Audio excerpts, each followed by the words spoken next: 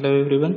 So in previous lecture video we have started with analgesic and antipyretics. Okay. So in the up till now we have seen the introduction to this chapter analgesic and antipyretics. Okay. Before that we have seen some terminology like pains, fevers. What is meant by analgesics? Okay. So analgesic means what? The drug which relieve or reduce the pain by acting on central nervous system without altering your consciousness. Okay, then we see what is meant by antipyretics. Antipyretics is the drug that reduces the fever by lowering the body temperatures. Okay, then we see the pain receptor. Okay, in our body there are the presence of pain receptor are nothing but the nerve ending. Okay, these are the free nerve ending present in various body tissue which respond to the thermal, mechanical as well as chemical stimuli. Okay, then whenever the injury is caused or tissue become injured, this pain receptor release or that tissue release prostaglandin or leukotrienes. Okay, and that released prostaglandin and leukotrienes, okay, make the pain receptor more sensitive and active for the causing the pains. Okay, then we see the two groups of analgesics. So these analgesics are broadly classified into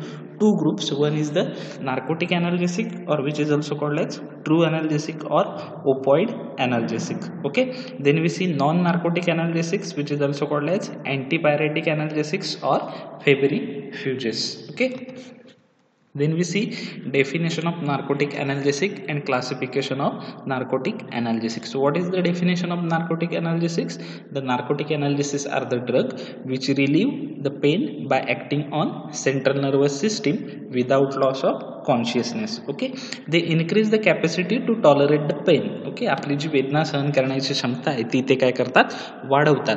Then these narcotic analgesics कशापासून derive केले गेलेले आहेत? These analgesics are derivative of opium, or maybe they semi-synthetic or the synthetic. Okay, and this narcotic analgesic have potent analgesic and narcotic activity. Okay, and this can be used for the severe pain conditions. Okay, severe pain condition मध्ये आपण त्यांना use करू शकतो. त्याच्यानंतर आपण त्याचं classification बघितलं होतं. नार्कोटिक अनालिसिसचं दोन प्रकारे क्लासिफाईड केले जातात. नार्कोटिक अनालिसिस त्यातला पहिला प्रकार आहे, त्याच्यामध्ये नार्कोटिक अनालिसिसचे किती क्लास आहेत?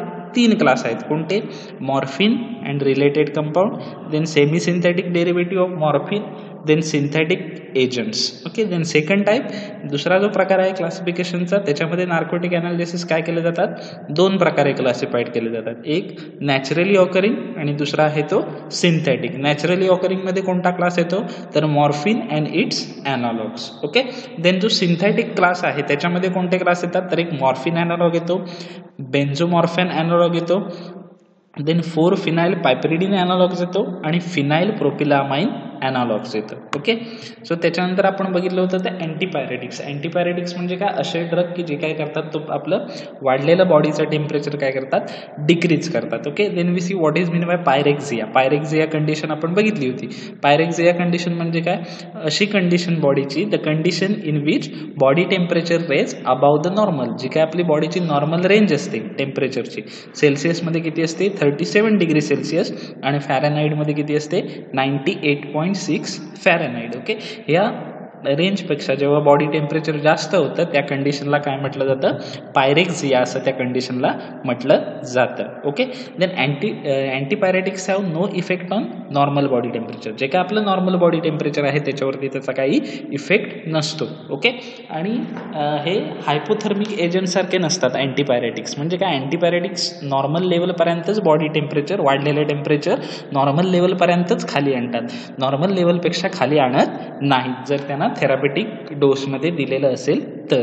ओके, आणि हे कसे आहेत? नॉन टॉक्सिक आहेत, सेफर आहेत आणि विदाउट लायबल ॲडिक्शन्स. ओके, त्यांचे ॲडिक्ट होत नाहीत ते. ओके, देन अँटीपायरेटिक कशासाठी वापरू शकतो आपण? फिवर असेल, पेन असेल, बॉडी एक असतील, हेडेक असतील, फिब्राईल कंडिशनमध्ये कोणतं सांगितलं मी तुम्हाला? ॲस्पिरिनचं एक्झाम्पल दिलं होतं फिब्राईल कंडिशनसाठी. ओके, त्याचबरोबर मस्क्युलर स्केलेटन डिस्टर्बन्स आहे. Okay, then some compound also have anti inflammatory actions. काही आपण अँटी इन्फ्लामेटरी म्हणून सुद्धा यूज करू शकतो. Then this drugs are act by blocking biosynthesis of prostaglandin and related metabolites. हे काय करतात? प्रोस्टाग्लँडिनचं जे बायोसिंथेसिस आहे त्याला ते काय करतात? इनिबिट करतात. ओके, आणखी हे पेनिंगसाठी म्हणजे जेव्हा ते ॲनाल्जेसिक म्हणून ॲक्ट होत असतील तर ते काय करणार, प्रोस्टाग्लँडिनचं बायोसिंथेसिस इनिबिट करणार. कारण प्रोस्टाग्लँडिन जेव्हा सिक्रेट होतं तेव्हा पेन रिसेप्टर काय होतात, ॲक्टिव्ह होतात आणि त्याच्यामुळे आपल्याला वेदना जाणवायला सुरुवात होते. म्हणून ते हे अँटीपॅरेटिक काय करतात, प्रोस्टाग्लँडिनचं बायोसिंथेसिस इनिबिट करतात.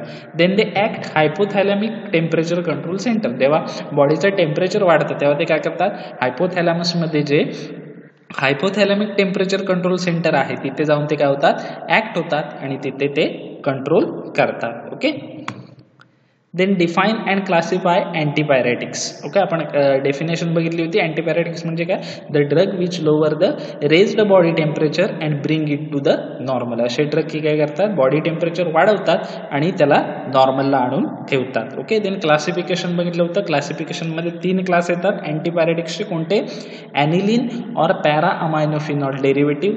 Then second salicylic acid derivative and third one pyrazole derivative. Okay. त्याच्यानंतर आपण डिफरन्स बघितला होता कोणामधला, नार्कोटिक ॲनाल्जेसिक आणि नॉन नार्कोटिक ॲनाल्जेसिक. काय आहे डिफरन्स, तर जे नॉन नार्कोटिक ॲनाल्जेसिक जे आहे किंवा अँटीपायरेटिक ॲनाल्जेसिक जे आहे ते कसं असतं, तर त्यांची ॲक्टिव्हिटी लो असते नॉर्मल डोसला. तीच नार्कोटिक ॲनाल्जेसिकची कशी असते, हाय ॲक्टिव्हिटी असते लो डोसला. त्याच्यानंतर large dose will not relieve severe prolong pain. Okay. जरी आपण जास्त डोस घेतला नॉन नार्कोटिकचा तरी सिव्हिअर पेन त्याने कंट्रोल होऊ शकत नाही. सो हा आहे दोघांमधला डिफरन्स. त्याच्यानंतर आपण पहिलं कंपाऊंड बघितलं होतं. कोणतं होतं पहिलं कंपाऊंड, मॉर्फिन. मॉर्फिनचा पूर्ण मोनोग्राफ आपण स्टडी केलेला आहे. हे आहे मॉर्फिनचं स्ट्रक्चर. त्यानंतर मॉर्फिनचा सोर्स काय होता, it is obtain from opium. Opium मध्ये कोणतं, तर dried latex of unripe seed capsule of Papaver somniferum. Okay. Family येते त्याची पापावेरासी. ओके. अल्कलॉइड क्लास मधलं असतं ते फिनॅन्थ्रिन आणि मॉर्फिनियन नावाची हेट्रोसायकल त्याच्यामध्ये प्रेझेंट असते. Okay. The next compound from this class is pethidines. Okay, next compound is pethidines. Okay, so this pethidine is actually piperidine derivative. कशाचं डेरिव्हेटिव्ह आहे, कशापासून बनवलेलं आहे, तर पायप्रिडिन पासून हे काय केलं गेलेलं आहे, बनवलेलं आहे. Okay. So let see the structure of pethidine. Pethidine मध्ये काय काय आहे बघा, ही कोणती आहे, फिनाइल रिंग प्रेझेंट आहे. फिनाइल किंवा बेन्झाइल, पण ऍक्च्युली ऑफिशियली तिला काय म्हटलं जातं, फिनाइल रिंग म्हटलं जातं. सो ही रिंग जी प्रेझेंट आहे इथे, ही कोणती रिंग आहे, इथे मी जो कर्सर फिरवते ती ही फिनाइल रिंग आहे. त्याच्यानंतर आणखी एक खाली रिंग आहे, ही कोणती रिंग आहे, पायप्रिडिन रिंग आहे. या पायप्रिडिनला काय आहे, इथून जर याचं नंबरिंग चालू केलं तर हेट्रो आयटम पासून आपण प्रेफरन्स देणार. सो या नायट्रोजन आयटम पासून तिचं नंबरिंग चालू होणार, 1 2 3 4 5 6. सो ही पायप्रिडिन रिंग आहे, म्हणून याला काय म्हटलंय, पायप्रिडिन डेरिव्हेटिव्ह म्हटलंय. या पायप्रिडिनच्या फर्स्ट आयटमला कोण अटॅच झालेला आहे, इथे मिथाइल ग्रुप अटॅच झालेला आहे. त्याच्यानंतर इथे CH3 CH2 म्हणजे कोण आहे, हा कोण आहे, इथे इथाइल ग्रुप अटॅच झालेला आहे. त्याच्यानंतर इथे कोण आहे, C डबल बॉन्ड OO म्हणजे COO इस्टर ग्रुप आहे. सो हा कोणता आहे, कार्बॉक्सिलेट ग्रुप आहे. म्हणजे आपल्याला सबस्टिट्यूएंट काय आले, पेथिडिन मध्ये कोण कोण आहेत बघा, फिनाइल, पायप्रिडिन, मिथाइल, इथाइल आणि कार्बॉक्सिलेट. ओके. पायप्रिडिनचं डेरिव्हेटिव्ह आहे. सो आपला हा काय झाला, बेसिक पॅरेंट कंपाऊंड झाला. ओके. सो आता आपण याचा आयुपॅक नेम बघणार आहोत पेथिडिनचं. कोण कोण आहे सांगितलं, पहिला कोण कोण आहे, इथाइल ग्रुप आहे. ओके. देन सेकंड कोण आहे, मिथाइल ग्रुप आहे. आणखी कोण आहे, फिनाइल ग्रुप आहे. इथे या ठिकाणी नावं येत आहेत बघा स्क्रीनवरती. पायप्रिडिन रिंग आहे येलो कलर मध्ये बघा. आणि हा 4 कार्बॉक्सिलेट आहे. 4 कार्बॉक्सिलेट का, आता बघा 4 फिनाइल आणि 4 कार्बॉक्सिलेट का, तर या हेट्रो आयटम पासून आपण काय करतोय, नंबरिंग स्टार्ट करतोय. या हेट्रो आयटम पासून आपण काय केलेलं आहे, नंबरिंग स्टार्ट केलेलं आहे. जस्ट अ मिनिट, आपण नंबरिंग देऊया. इथून जर आपण नंबरिंग स्टार्ट केलं तर इथे काय येणार आहे, 1 येणार आहे. इथे काय येणार आहे, 1 येणार आहे. Okay. Just a minute.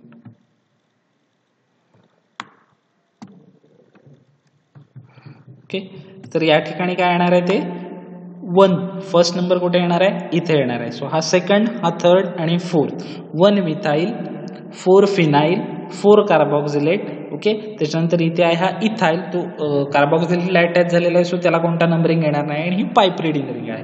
Okay. So आपल्याला सबस्टिट्यूट मिळाले. आता जर अल्फाबेटिकली आपण ऍड करायचं म्हटलं, जर आपण अल्फाबेटिकली जर याला ऍड करायचं म्हटलं ओके तर काय काय येईल आपलं पायप्रिडिन 4 कार्बोक्सिलेट ओके पायप्रिडिन ही काय आहे आपली बेसिक रिंग आहे सो आपण जर अल्फाबेटिकली ऍड करायचं म्हटलं तर काय काय येईल इथाइल पहिला येईल so ethyl dash 1 methyl dash 4 phenyl piperidine 4 carboxylate IUPAC name काय येईल पहिला येणार आहे तो ethyl dash 1 methyl dash 4 phenyl dash piperidine 4 carboxylate हे काय झालं पेथिडीनचं आयुपॅक नेम झालं आलं आयुपॅक नेम मी बघा या ठिकाणी येते दिसतंय IUPAC name ethyl 1 methyl 4 phenyl piperidine 4 carboxylate okay IUPAC name कशा प्रकारे आलं कळतंय तुम्हाला स्ट्रक्चर बघितलं स्ट्रक्चरमध्ये कोणकोणते मॉलिक्यूल प्रेझेंट आहेत तर इथाइल ग्रुप प्रेझेंट आहे त्याच्यानंतर नेक्स्ट कोण आहे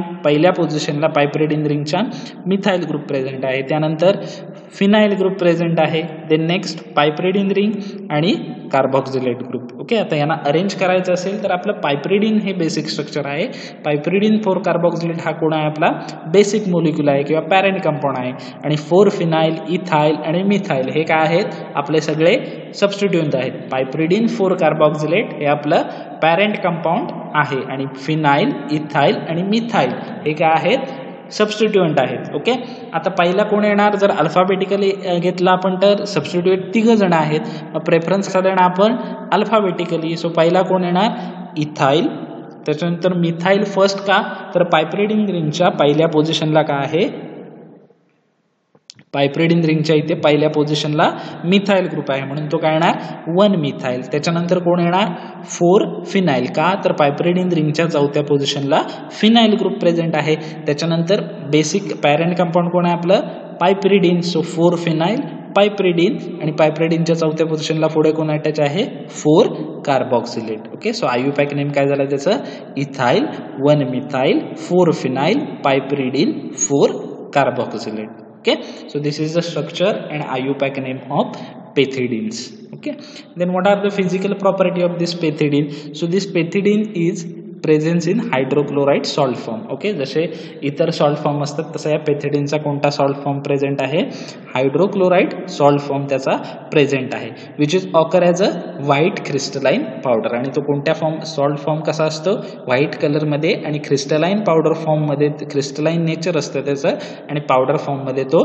अवेलेबल असतो okay then it is odourless and has a bitter and slightly acid taste odourless आहे कोणताही ओडर नसतो पेथिडीनला आणि थोडीशी बिटर टेस्ट असते त्याला आणि थोडीशी अशी ॲसिड टेस्ट असते म्हणजे जिभेला ते थोडंसं इरिटेट करू शकतं अशा प्रकारची त्याची पेथिडीनची टेस्ट असते ओके आणि सोल्युबिलिटी जर आपण बघितली या पेथिडीन ड्रगची तर इट इज सोल्युबल इन वॉटरमध्ये तो कसा आहे सोल्युबल आहे as well as alcohol water आणि अल्कोहोलमध्ये तो कसा आहे कम्प्लिटली सोल्युबल आहे and very slightly soluble in इथरमध्ये कसा आहे तो थोड्या प्रमाणात सोल्युबल आहे okay so these are the physical property of pethidines okay then stability and storage conditions काय काय आहेत पेथिडीनच्या इट इज अफेक्टेड बाय लाईटच्या कॉन्टॅक्टमध्ये आला तर पेथिडीन डिग्रेड होतो डिकम्पोजिशन होतं त्याचं सो इट इज फोटोसेन्सिटिव्ह सो आपल्याला जो कंटेनर आहे तो कसा असला पाहिजे लाईट रेजिस्टंट असला पाहिजे so it is affected bye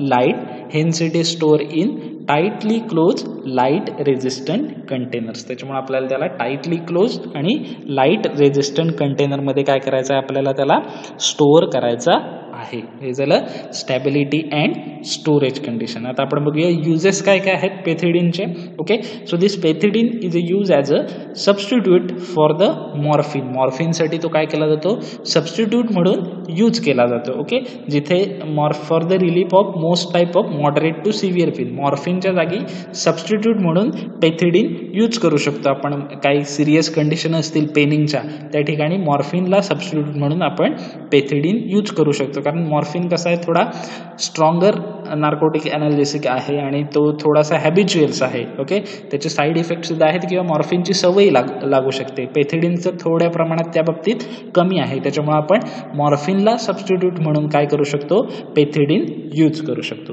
then it is also exert mild sedation आहे याला म्हणजे पेशंटला घेतल्यानंतर काय होऊ शकते झोप येऊ शकते देन अँटीस्पाझमोडिक ॲक्शन अँटीस्पाझमोडिक म्हणजे काय स्पाझम झाला असेल, मसल स्पाझम म्हणजे काय, जर समजा मसल दुखत असतील, ओके, फॉर एक्झाम्पल पोटदुखी धरा, पोटदुखी काय, इंटरनल मसलला काहीतरी प्रॉब्लेम झाल्यामुळे जर पोट दुखत असेल तर तो स्पाझम, त्या वेदना कमी करण्यासाठी आपण पेथिडीन यूज करू शकतो. Then shorter duration of analgesic action than morphine. फक्त याचा ड्रॉबॅक काय आहे की मॉर्फिनची ॲक्शन जर 4 तासाची असेल, 8 तासाची असेल, तर पेथिडीनची ॲक्शन किती असणार आहे, त्याच्यापेक्षा कमी आहे. 5 ते 6 तासच पेथिडीन ॲक्टिव्ह राहतो. सो मॉर्फिनपेक्षा त्याची ड्युरेशन ऑफ ॲक्शन कशी आहे, शॉर्टर आहे. Then it is used in combination with chlorpromazine and promethazine to produce necrosis.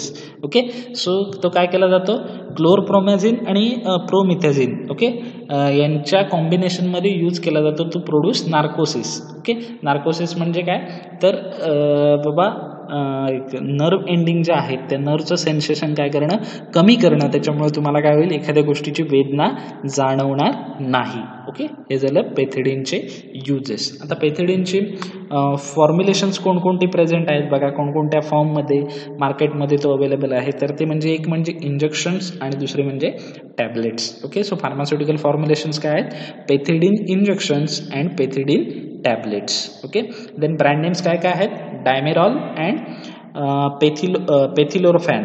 Okay, Dimerol and Pethilorphan, these are the 2 brand names for pethidines, Dimerol and Pethilorphans. Okay, so this is regarding the pethidine structure, IUPAC names. Okay, हे फार important आहेत पेथिडीनचे. त्याचबरोबर uses, physics structure आणि IUPAC name तर compulsory विचारलं जातं, आणि uses किंवा फिजिकल प्रॉपर्टी या दोघांमधलं एक काहीतरी एक्झामला विचारलं जातं. Okay, the next compound is codeine.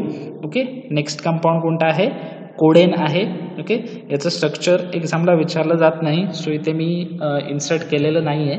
जेव्हा तुम्हाला नोट्स देईन त्यावेळी इथे स्ट्रक्चर असेल कोडेनचं. ओके, फॉर युअर इन्फॉर्मेशन, तुमच्या माहितीसाठी फक्त असावं म्हणून इथे स्ट्रक्चर असेल या ब्लँक जागेमध्ये. Okay, so codeine, so this is codeine again isolated from opium. ज्या सोर्समधून मॉर्फिन आयसोलेट केलं जातं त्या सोर्समधून काय केलं जातं, कोडेन आयसोलेट केलं जातं. ओके, सो कोडेन आणि मॉर्फिनमध्ये थोडीशी स्ट्रक्चरल सिमिलरिटी आहे, एक्सेप्ट 1 ग्रुप. एक ग्रुप जर सोडला कार्बन नंबर 3 वरचा, तर मॉर्फिन आणि कोडेनमध्ये थोडीशी स्ट्रक्चरल सिमिलरिटी आहे. सो इथे क्वेश्चन विचारला जाऊ शकतो एक्झामला, what is difference between morphine and codeine, morphine आणि कोडेनमधला फरक काय.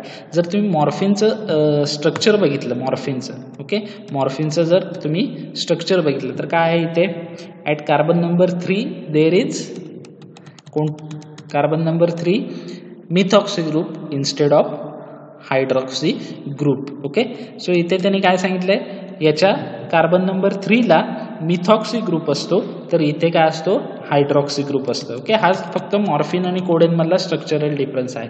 मॉर्फिनमध्ये कार्बन नंबर 3 ला कोणता ग्रुप असतो, methoxy group. Morphine having methoxy group instead of hydroxy group at position 3. मॉर्फिनमध्ये 3ऱ्या कार्बन ॲटमला मिथॉक्सी ग्रुप असतो, तर कोडेनमध्ये 3ऱ्या कार्बन ॲटमला कोण असतो, हायड्रॉक्सी ग्रुप असतो. Okay, so what is the difference between morphine and codeine, it is differ from morphine having methoxy group instead of hydroxy group at 3rd position. morphine काय आलं, मॉर्फिन मधला डिफरन्स काय, एकामध्ये methoxy group present असतो तर एकामध्ये hydroxy group present असतो. Okay, कोडेनमध्ये methoxy group असतो तर मॉर्फिनमध्ये हायड्रॉक्सी ग्रुप असतो 3ऱ्या पोझिशनला. हा त्यांच्यामधला डिफरन्स आहे. देन फिजिकल प्रॉपर्टी काय काय बघा, it occur as a colourless or white crystalline powder. Okay, कसं असतं, एकतर कलरलेस क्रिस्टल असतात किंवा थोडासा व्हाईट क्रिस्टलाइन पावडर असा त्याच्यामध्ये नेचर तो असतो त्याच्या फिजिकल प्रॉपर्टीमध्ये. Then it is odourless and has a bitter taste. Okay, पूर्ण ओडरलेस आहे तो, कोणताही ओडर त्याला नसतो, त्याचबरोबर थोडीशी अशी बिटर टेस्ट त्याला असते. देन सोल्युबिलिटी जर बघितली कोडेनची तर it is slightly soluble in water and freely soluble in alcohol. अल्कोहोलमध्ये तो कम्प्लिटली आणि इझिली सोल्युबल होतो, पण वॉटरमध्ये तो कम्प्लिटली नाही, अगदी थोडासा स्लाइटली कसा आहे, सोल्युबल आहे. Okay, then stability and storage conditions. Okay, it effloresces slowly in dry air. Effloresces means what, त्याचा कलर चेंज व्हायला सुरुवात होते. इफ्लोरोसेस म्हणजे काय, इफ्लोरोसेस म्हणजे काय, थोडासा इफरवेसंट टाईप सुद्धा तो प्रॉपर्टी दाखवतो. म्हणजे जर एअरच्या कॉन्टॅक्टमध्ये आला तर तो इफरवेसंट होऊ जाऊ शकतो किंवा उडून जाणं ज्याला आपण म्हणतो. ओके, हवेमध्ये पदार्थ उडून जातात, होला टाईप टाईप या पद्धतीचा तो होतो. त्याचबरोबर it is affected by light. लाईटच्या कॉन्टॅक्टमध्ये जरी आला तरी तो काय होऊन जातो, डिग्रेड होऊन जातो. त्याच्यामुळे आपल्याला त्याला काय करायचं आहे, एकतर एअरच्या कॉन्टॅक्टमध्ये सुद्धा येऊ द्यायचा नाही आहे आणि लाईटच्या कॉन्टॅक्टमध्ये सुद्धा त्याला स्टोरेज कंडिशनच्या वेळेला येऊ द्यायचा नाही आहे. So it is effloresces slowly in dry air and affected by light, hence it is stored in tightly closed light resistant containers. Okay, then uses काय काय बघा कोडेनचे. It is use first to suppress cough. Most of cough syrup जे असतात त्याच्यामध्ये codeine असतो. आता थोड्या प्रमाणात बॅन केला, आता जास्त प्रमाणात कोडेन येत नाही. मी तुम्हाला चॅप्टरच्या स्टार्टिंगला एक्झाम्पल दिलं होतं कोडेक्स कफ सिरपचं. ओके, अननेसेसरी पब्लिक त्याचा यूज करायला लागली, त्याच्यामुळे ते कोडेक्स काय केलं गेलं, कोडेन बॅन केलं गेलं. ओके, सो पहिली जी कफ सिरप असायची त्याच्यामध्ये कोडेन हे कंपल्सरी असायचं, कारण त्याचा रिलीफ फास्ट रिलीफ द्यायचं ते कफपासून. So it is use to suppress cough. Okay, then to suppress mild to moderate pain. अगदी छोटंसं ते अगदी मोठ्यात मोठी जी वेदना आहे ती कमी करण्यासाठी कोडेनला यूज केला जातो. Then it is also use to treat diarrhoea. Okay, diarrhoea means what, it is the intestine disorders, okay, which cause the frequent stools. Okay, so डायरियाच्या ट्रीटमेंटमध्ये आपण त्याला यूज केला जातो. Then codeine also use as a sedative and hypnotics. Okay, sedative आणि hypnotics म्हणून सुद्धा naturally sleep, एखाद्या पेशंटला इन्सोमनिया वगैरे असेल तर त्या ट्रीटमेंटमध्ये सुद्धा सिडेटिव्ह हिप्नॉटिक म्हणून आपण कोडेन यूज करतो. हाच ड्रॉबॅक होता ते कप सिरपमध्ये कोडेन असण्याचा, म्हणून त्याला काय केलेलं, बॅन केलं गेलं, कारण कोडेनला सिडेटिव्ह आणि हिप्नॉटिक प्रॉपर्टी आहे. ओके, अतिशय सुंदर प्रकारची झोप कोडेन घेतल्यानंतर येते. ओके, देन फार्मास्युटिक हे झाले यूजेस कोडेनचे. To suppress cough, then to suppress mild to moderate pain, to treat diarrhoea, and it is use as a sedative and hypnotics. Okay, आता फार्मास्युटिकल फॉर्म्युलेशन्स कोणती आहेत, म्हणजे कोणत्या फॉर्ममध्ये कोडेन अवेलेबल असतो, तर टॅबलेट्स आहेत, त्याच्या सिरप आहेत आणि लिंक्टस आहेत कोडेनचे. Then codeine paracetamol tablets. Okay, codeine paracetamol tablet, codeine aspirin tablet, codeine phosphate linctus and codeine phosphate syrup ही करंटली प्रेझेंट असलेली फार्मास्युटिकल फॉर्म्युलेशन्स आहेत कोडेनची. ओके, देन ब्रँड नेम्स कोणती कोणती आहेत बघा. ग्लायकोडिन टर्प वसाका. ओके, वसाका फार्माकोग्नोस्टिक ड्रग आहे, आदातोडा वसाका. ओके, की ज्याच्यामध्ये सुद्धा कफ सप्रेस करण्याची प्रॉपर्टी असते. सो त्याच्या कॉम्बिनेशनमध्ये कोडेन दिलं जातं. देन कोसाका, पावरिन अँड केफेक्स. कोसाका, पावरिन अँड केफेक्स. पावरिन is the combination of codeine and aspirin tablet, पावरिन. ओके, अँड केफेक्स. सो ब्रँड नेम कोणती कोणती आहेत, ग्लायकोडिन टर्प वसाका, कोसाका, पावरिन अँड केफेक्स. Okay, so this is regarding the monograph of codeine. Okay, the next compound is methadones. Okay, next compound is methadones. Okay, this is also called as amidones. याचं सुद्धा structure एक्झामला येत नाही, so इथे input केलं नाही आहे मी. नोट्सच्या वेळेला तुम्हाला ज्या नोट्स प्रोव्हाइड येतील त्याच्यामध्ये मेथॅडोनचं स्ट्रक्चर असेल इथे. Okay, so methadone is also called as amidones. त्याला दुसरं नाव काय आहे मेथॅडोनला, ॲमिडोन असं त्याला म्हटलं जातं. So synonyms for methadone is amidones. Okay, so एक्झामला काही विचारू शकतील म्हणून इथे नाव टाकलंय. मे बी ते ask give the physical property of amidones. So amidone म्हणजेच काय आहेत, मेथॅडोन आहे. Okay, so it is also called as amidones. Then physical property काय काय आहेत बघा. Physical property, it is present in hydrochloride salt form. त्याचा कोणता फॉर्म प्रेझेंट असतो, हायड्रोक्लोराईड सॉल्ट फॉर्म हा मेथॅडोनचा प्रेझेंट असतो. So it is present in hydrochloride salt form which is colourless crystal, की जे एकतर कलरलेस क्रिस्टल्स असतात किंवा व्हाईट क्रिस्टलाइन पावडर. ओके, एकतर कलरलेस क्रिस्टल असतात किंवा व्हाईट क्रिस्टलाइन पावडर फॉर्ममध्ये मेथॅडोन किंवा ॲमिडोन अवेलेबल असतात. Then it is odourless and has a bitter taste. Okay, कोणताही ओडर नसतो त्याला आणि त्याची टेस्ट कशी आहे, बिटर टेस्ट आहे. तर इट इज सोल्युबिलिटी जर बघितली आपण त्याची तर it is soluble in water and freely soluble in alcohol. वॉटरमध्ये सोल्युबल आहे पण त्याहीपेक्षा जास्त अल्कोहोलमध्ये तो इझिली किंवा फ्रीली कंप्लीट सोल्युबल होऊन जातो. Then there is one reaction when it is treated with formaldehyde in presence of sulphuric acid it gives red colours. Okay, म्हणजे काय, consider reaction methadone plus formaldehyde on arrow sulphuric acid it gives red colour. म्हणजे जर आपण methadone घेतलं आणि त्याच्यामध्ये formaldehyde add केलं आणि थोडंसं वरून पुन्हा सल्फ्युरिक ॲसिड टाकलं in presence of sulphuric acid तर टेस्ट ट्यूबमध्ये आपल्याला कोणता कलर मिळेल, रेड कलर मिळेल. सो ही जी टेस्ट आहे ती आपण आयडेंटिफिकेशन टेस्ट ऑफ मेथॅडोन म्हणून सुद्धा यूज करू शकतो. ओके, सो प्रॅक्टिकलला मे बी वायवाला हे तुम्हाला क्वेश्चन्स असतील जेव्हा प्रॅक्टिकल स्टार्ट होतील तुमची तेव्हा. So identification test for methadone कोणती आहे, when methadone is treated with formaldehyde in presence of sulfuric acid it gives red color. Okay, and what is the stability and storage condition? So simple storage condition, that is it is stored in tightly closed container. त्याला काय करायचं आहे, tightly close container मध्ये तुम्हाला store करायचा आहे. Okay, then uses काय काय आहेत बघा. First, it is use to relieve moderate to severe pain. Okay, moderate to severe pain म्हणजे अगदी हाय लो स्केलचं जे तुमचं वेदना आहे त्याच्यापासून ते हाय स्केलची जी वेदना आहे ती ट्रीटमेंटसाठी आपण मेथॅडोनला यूज करू शकतो.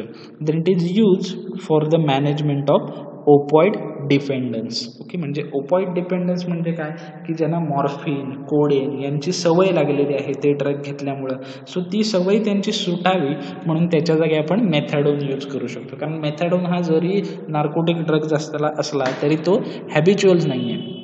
जरी नार्कोटिक असला मेथॅडोन तरी तो हॅबिच्युअल नाही आहे, म्हणजे ॲडिक्शन्स त्याचं होत नाही. म्हणून ओपॉइडचे ज्यांना ॲडिक्शन झालेले आहे, ज्यांना मॉर्फिन, कोडेनचं ॲडिक्शन झालेलं आहे, त्यांचं ते ॲडिक्शन कमी करण्यासाठी, तो डिपेंडन्स कमी करण्यासाठी मॉर्फिन, कोडेनच्या जागी आपण मेथॅडोन यूज करू शकतो. Okay, next, it is use to suppress cough. Okay, as a cough सिरपचा इन्ग्रेडियंट म्हणून कफ सप्रेस कमी करण्यासाठी सो आपण मेथॅडोन यूज करू शकतो. देन फार्मास्युटिकल फॉर्म्युलेशन्स काय काय आहेत, methadone tablet, methadone injections and methadone linctus. काय काय आहेत pharmaceutical formulation, methadone tablets, methadone injections and methadone linctus. Okay, तर जो ब्रँड नेम्स काय आहे, फायसेप्टॉम.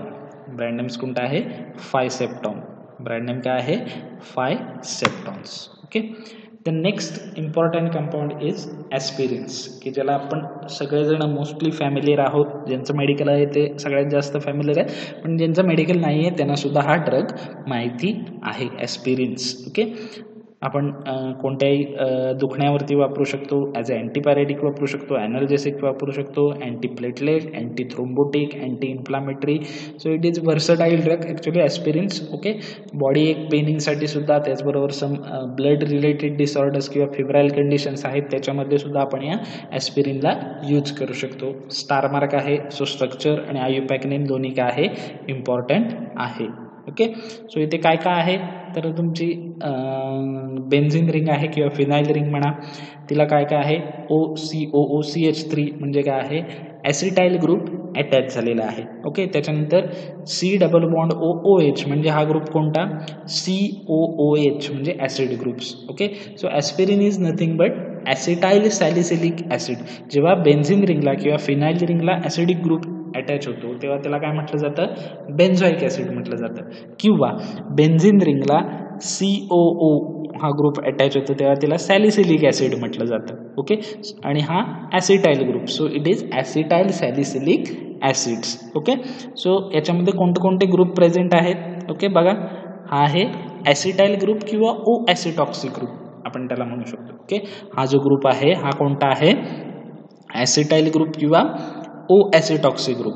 O ॲसिटॉक्सी, CH3 ला CO, C डबल बॉन्ड म्हणजे ॲसिटॉक्सी आणि इथे ऑक्सिजनचा O, सो O ॲसिटॉक्सी किंवा ओव्हरऑल त्याला काय म्हटलं जातं, ॲसिटाईल ग्रुप म्हणू शकतो. देन सेकंड ग्रुप कोणता आहे तर salicylic acids or another one is the benzoic acid. जर आपण फक्त ही फिनाईल रिंग आणि COOH धरला तर काय झाला तो बेन्झॉइक ॲसिड, पण ही फिनाईल रिंग COOH आणि हा OC डबल बॉन्ड O हा जर ग्रुप घेतला तर तो काय झाला सॅलिसिलिक ॲसिड झालं. सो याचं आयुपॅक नेम दोन प्रकारे होतं, ॲसिटाईल सॅलिसिलिक ॲसिड म्हणजे ॲसिटिक ग्रुप आणि सॅलिसिलिक ॲसिड म्हणून ॲसिटाईल सॅलिसिलिक ॲसिड किंवा ओ ॲसिटॉक्सी बेन्झॉइक ॲसिड अशी दोन याची आयुपॅक नेम होतात. आयुपॅक नेम आलेला आहे इथे बघा, IUPAC name acetyl salicylic acid or O acetoxy benzoic acids. Okay, जर as a benzoic acid structure धरलं तर ओ ॲसिटॉक्सी बेन्झॉइक ॲसिड आणि सॅलिसिलिक ॲसिड धरलं तर फक्त ॲसिटाईल ग्रुप आणि overall salicylic acid group.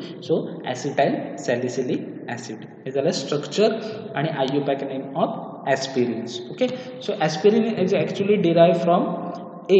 Okay, यातला जो ए आहे ॲस्पिरिनचा, ॲस्पिरिन हे कसं डिराइव्ह झालं वर, it is A stand for acetyl group. हा जो ॲस्पिरिन मधला ए आहे तो कशासाठी वापरला जातो, ॲसिटाईल group.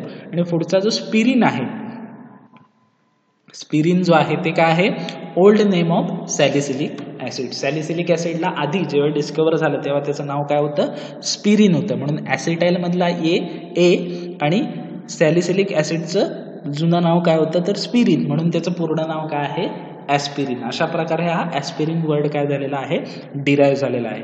The word aspirin is derive from acetyl group and the aspirin is the old name of spiric or salicylic acid. Okay, so this is the aspirin name. Then what are the physical property. आता त्याच्या physical property काय आहेत, फार important आहे. Structure, IUPAC name, physical property, uses. Okay, या तीन गोष्टी compulsory विचारल्या जातात. Storage condition then storage condition झालं, structure, IUPAC name, physical property, storage आणि युजेस एवढ्या गोष्टी ॲस्पिरिनच्या विचारल्या जातात. म्हणजे फक्त ॲस्पिरिन कंपाऊंड हे जवळजवळ तुमचं 7 ते 8 मार्कासाठी इम्पॉर्टंट आहे तुमच्या एक्झामसाठी. सो व्यवस्थित लक्ष द्या. So acetyl salicylic acid or O acetoxy benzoic acid हे झालं त्याचं आयुपॅक नेम. स्ट्रक्चर सुद्धा अगदी सिंपल आहे, बेन्झेन रिंग आणि त्याला बाजूला दोन ग्रुप अटॅच करायचे आहेत. सो फिजिकल प्रॉपर्टी काय आहेत, it is colourless, odourless, crystalline powder. काय काय आहे, कलरलेस आहे, ओडरलेस आहे, कोणताही ओडर नसतो त्याला, आणि क्रिस्टलाइन नेचर पावडर फॉर्ममध्ये ते अवेलेबल असतं. Then it is soluble in water, alcohol, chloroform and ether. कोणकोणत्या गोष्टीमध्ये सोल्युबल आहे तर एक वॉटरमध्ये, देन अल्कोहोलमध्ये, क्लोरोफॉर्ममध्ये आणि इथरमध्ये, अशा 4 गोष्टींमध्ये ॲस्पिरिन सोल्युबल होतो. Then it is stable in dry air. Okay, dry air म्हणजे एअरच्या कॉन्टॅक्टमध्ये आलं तर ते स्टेबल असतं, but gradually hydrolyse in contact with moisture to acidic acid and salicylic acid. पण जर मॉइश्चरच्या कॉन्टॅक्टमध्ये हा ड्रग आला ॲस्पिरिन तर त्याचं काय होतं, हायड्रोलायसिस होतं, म्हणजे ब्रेकडाऊन होतं. कोणत्या दोघांमध्ये तर ॲसिटिक ॲसिड आणि सॅलिसिलिक ॲसिड असा तो 2 ग्रुपमध्ये ॲस्पिरिन सेपरेट होतो जर तो मॉइश्चरच्या कॉन्टॅक्टमध्ये आला तर. त्याच्यामुळे आपल्याला स्टोरेज प्रॉपरली केलं पाहिजे. ओके, आणि जर तो सेपरेट झाला ॲस्पिरिन ॲसिडिक ॲसिड आणि सॅलिसिलिक ॲसिडमध्ये तर तो इनॲक्टिव्ह असतो, कोणताही इफेक्ट किंवा ॲक्शन तो दाखवू शकत नाही. Okay, then it also get decompose by alkali hydroxide and carbonates. Okay, जर तो अल्कली हायड्रॉक्साईड किंवा कार्बोनेट, आता अल्कली हायड्रॉक्साईड कोणते, sodium hydroxide, potassium hydroxide, calcium hydroxide अशा कोणाच्याही कॉन्टॅक्टमध्ये आला तर त्याचं डिकम्पोजिशन होतं, तो इनॅक्टिव्ह होऊन जातो. त्याचबरोबर कार्बोनेटच्या कॉन्टॅक्टमध्ये आला, ओके, सोडियम कार्बोनेट असेल, कॅल्शियम कार्बोनेट असेल, पोटॅशियम कार्बोनेट असतील, यांच्या कॉन्टॅक्टमध्ये जरी आला तरी ॲस्पिरिन काय होऊन जातो, डिकम्पोज होऊन जातो. ओके, सो या प्रिकॉशन्स आपल्याला स्टोरेजच्या वेळी घ्यायच्या आहेत. ओके, सो ही झाली physical properties of aspirins. Okay, then storage condition, it should be stored in tight container in cool and dry place. Okay, so आपल्याला व्यवस्थित टाईट कंटेनरमध्ये मॉइश्चरच्या कॉन्टॅक्टमध्ये तो येणार नाही. त्याचबरोबर त्याच्या आजूबाजूला स्टोरेज करताना अल्कली हायड्रॉक्साईड आणि कार्बोनेट असणार नाहीत असं आपल्याला स्टोअर करायचं आहे, as well as in cool and dried place. Okay, then uses काय काय आहेत. So aspirin is also use as a basically use as a analgesic, antipyretic, anti inflammatory and antiplatelet agents. Okay, so फक्त ही 4 नावं mention करायची नाहीत, त्यांच्या पुढे जे डिस्क्रिप्शन आता मी सांगणार आहे ते सुद्धा एक्झामला लिहायचं आहे, तर तुम्हाला फुल मार्क्स मिळणार आहेत. सो ॲनाल्जेसिक म्हणून ॲस्पिरिन कसं यूज करू शकतो, to relieve minor aches and pains, काही जे काही दुखणं असेल किंवा पेन वेदना असतील त्या कमी करण्यासाठी, as a antipyretic to reduce fever and as an anti inflammatory medication. त्याचबरोबर अँटीबायोटिक सुद्धा आहे, अँटी इन्फ्लामेटरी सुद्धा यूज करू शकतो. देन अँटीबायोटिक्स कसं काय, तर aspirin help to decrease elevated body temperature. जे काय बॉडीचं वाढलेलं टेम्परेचर आहे ते कमी करण्यासाठी ॲस्पिरिन काय करतो, मदत करतो. Okay. Then anti-inflammatory. So this aspirin is also used as a anti-inflammatory drugs. Then antiplatelet कसं, तर it help to prevent formation of thrombus or platelet aggregations. Okay. Blood clot होण्यासाठी काय झालं पाहिजे, थ्रोम्बस म्हणजे जो मेश लाईक स्ट्रक्चर किंवा platelet जे आहेत त्या एकत्र आल्या पाहिजेत. ॲग्रिगेशन होणं म्हणजे काय, एकत्र येणं, आणि त्या काय करतात, मेश लाईक क्लॉट फॉर्म करतात, तो असतो ब्लड क्लॉट. सो ॲस्पिरिन काय करतो, या प्लेटलेटचं ॲग्रिगेशन एकत्रितकरण काय करतो, थांबवतो, प्रिव्हेंट करतो. Hence to prevent heart attack. त्याच्यामुळं हार्ट अटॅक आपल्याला येऊ शकत नाही, कारण हृदयाला जाणारं ब्लड जे आहे ते व्यवस्थित सप्लाय होईल. त्याबरोबर स्ट्रोक्स बसू शकत नाही. स्ट्रोक्स म्हणजे काय, ब्रेनकडे सप्लाय घेऊन जाणारी जी वेन्स आहेत किंवा ब्लड वेसल आहेत त्याच्यामध्ये क्लॉट होणार नाही आणि ब्रेनला व्यवस्थित रक्तपुरवठा होईल, कारण तिथे जर ब्लड क्लॉट झाला तर आपल्याला स्ट्रोक बसू शकतो. ओके. सो त्याच्यामुळे अँटीप्लेटलेट म्हणून ॲस्पिरिन यूज करू शकतो. Then and platelet formation in people at high risk for development of blood clot. किंवा काही जणांमध्ये अननेसेसरी ब्लड क्लॉटिंग चालू होतं प्लेटलेट ॲग्रिगेशन्स होऊन. सो ते प्रिव्हेंट करण्यासाठी आपण ॲस्पिरिन यूज करू शकतो ॲज अ अँटी प्लेटलेट म्हणून. ओके.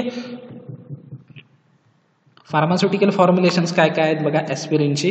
तर ॲस्पिरिन टॅबलेट्स फॉर्ममध्ये अवेलेबल असतो. Aspirin tablet, then aspirin and caffeine tablet, असे दोन त्याची फार्मास्युटिकल फॉर्म्युलेशन्स आहेत.